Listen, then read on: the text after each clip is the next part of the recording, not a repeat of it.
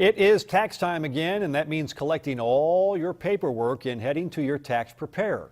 23 ABC's Chris Ornelas has some tips on how to make your trip to the tax preparer as painless as possible. Tax season is heating up at the MoneyWise offices. I think the most common mistake that people make is they go in when they're not prepared. They don't have all the documentation that they need. There are some changes in the state and federal tax codes this year that will make things a little different for taxpayers.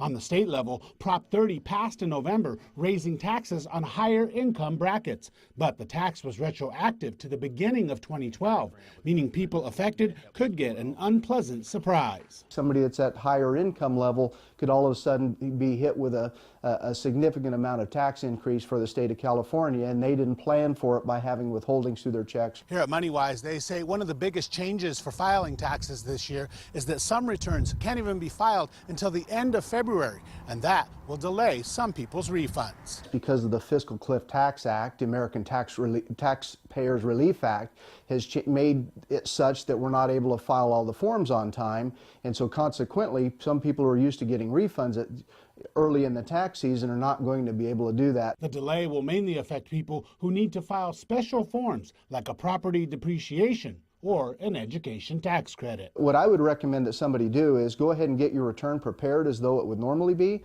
And so get with your tax preparer, get that tax return filed, but just understand that that tax preparer can't file that return until sometime late in February. Reporting in Bakersfield, Chris Ornelas, 23 ABC.